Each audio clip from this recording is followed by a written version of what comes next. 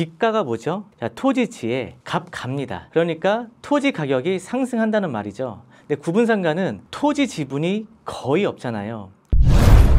안녕하세요. 아하빌딩의 이코치입니다. 오늘은요, 구분상가 절대 투자하지 말아라 라는 주제로 말씀드려 보겠습니다. 혹시 우리 구독자분들 중에서 지가 상승은 별로 필요 없어, 그냥 월세만 따박따박 받으면 돼, 이런 분이 있다면 그냥 오늘 영상 편하게 보시면 되겠고요. 나는 지가 상승도 필요하고 월세도 따박따박 받고 싶어 라는 분들이 있다면 구분상가는 절대 투자하시면 안 됩니다. 왜냐면은 구분상가는요, 지가 상승이 거의 없기 때문이에요. 지가가 뭐죠? 자, 토지지에 값 갑니다. 그러니까 토지 가격이 상승한다는 말이죠. 근데 구분상가는 토지 지분이 거의 없잖아요. 그러니까 지가 상승이 거의 없는 거예요. 구분상가가 올라갔다면 얘는 그냥 시세 상승인 거예요. 그러니까 주변에 여러 상황이 좋아져서 뭐 임대료가 올라가서 가격이 상승한 거지, 땅 가격이 올라서 구분상가가 올라가는 게 아닙니다. 그래서 이 구분상가는요, 지가 상승이 거의 없기 때문에 수요층도 굉장히 얇아요. 가격은 수요와 경제 법칙에 의해서 올라가죠.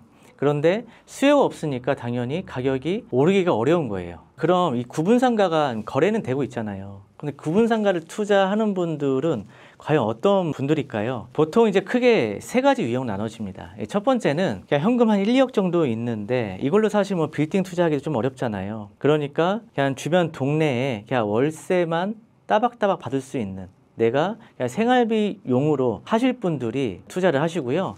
두 번째는 이 부동산 공부가 안 되신 분들이 구분상가를 합니다. 그러니까 어디 가서 혹해서 듣거나 분양사에서 뭐 이런 인센티브를 준다고 하거나 금매가 나와서 거기에 이제 눈이 멀어서 하거나 뭐 이런 경우가 구분상가를 합니다. 또 마지막 세 번째는요, 그러니까 내가 사용 목적으로 하는 거죠. 병원을 내가 직접 운영한다거나 1층에서 매장을 한다거나 뭐 2층에서 뭐 식당을 내가 운영하기 위해서 매입을 하는 경우가 구분상가 투자를 합니다. 그런데 이거를 투자 목적으로 접근하시면은 절대 안 된다는 거예요. 저희 회사에 이 분양회사에서 상가 좀 팔아달라고 메일이 많이 옵니다. 또 뭐 광고비도 지불할 테니까 촬영 좀 해달라는 그런 문의가 오는데, 근데 제가 거의 5년 동안 유튜브를 하면서 이런 구분상가 촬영은 단 한 건 했어요. 예전에 양재역 앞에 바로 초역세권의 대로변에 있는 1층짜리 한 10평 정도 되는 건데 이게 한 3억 정도에 나왔어요. 근데 월세도 충분히 한 4% 나오고 유도인구도 많아서 저는 얘가 될 줄 알고 영상을 올렸는데 비추천만 많이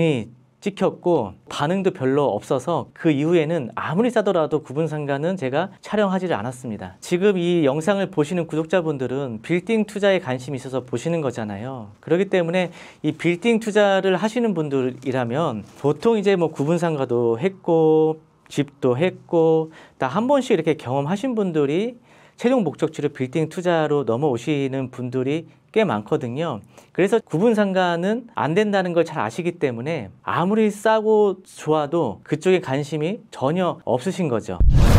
그러면 왜 구분상가가 메리트가 없는지 제가 한번 종류별로 말씀드려 볼게요.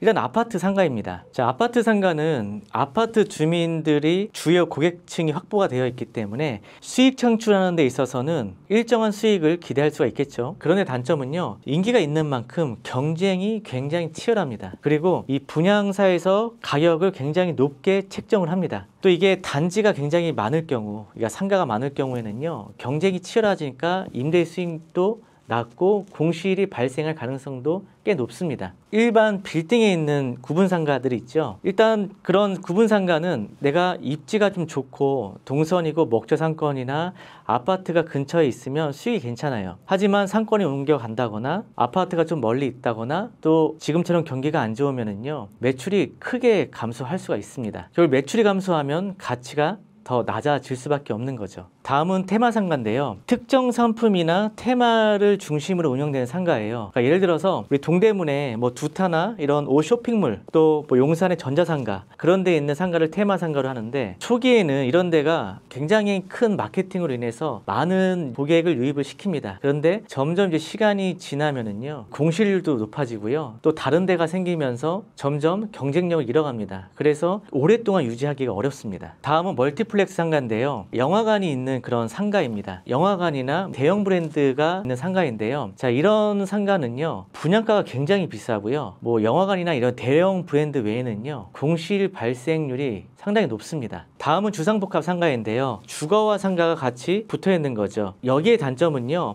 이 주상복합은 사람들이 많지가 않습니다. 그래서 뭐 임대료나 이런 게 올릴 수 있는 부분들이 한계가 있어요. 이 주상복합 상가는요, 위 주거 수요가 보장이 되어 있기 때문에 초기 분양 비용이 상당히 비쌉니다. 이렇게 이제 5가지로 구분할 수가 있고요. 저희 이제 고객분들을 보면 대체로 이 구분 상가는 또 한두 개 정도는 다 갖고 계시더라고요. 물론 여기에서 월세 흐름이 잘 나와서 뭐 실패한 투자라고 할 수 없지만, 근데 여기서 이제 이거를 팔고 좀 빌딩으로 갈아타고 싶다라는 분들이 꽤 있으세요.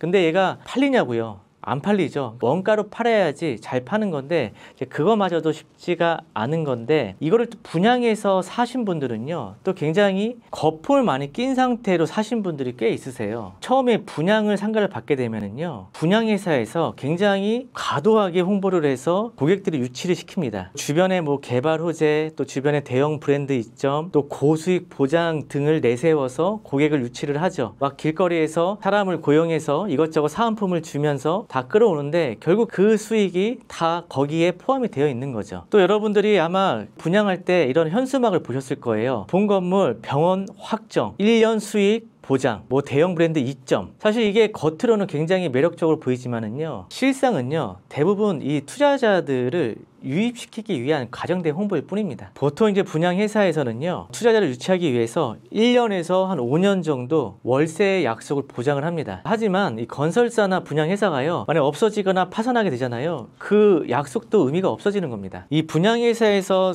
제일 좋아하는 업종이 병원이거든요. 병원 의사 선생님들한테 이런 제안을 많이 합니다. 당신은 1년 동안 임대료를 안 받을게, 또는 내가 인테리어를 보장을 해줄게.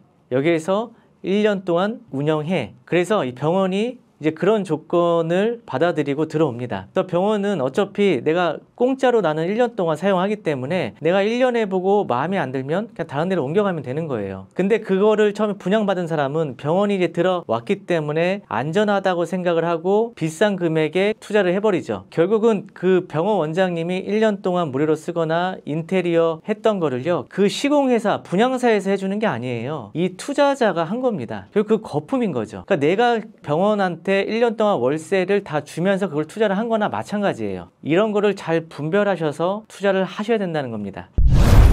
네, 오늘은요, 이 구분상가를 투자하면 안 된다는 이유에 대해서 알아보았습니다.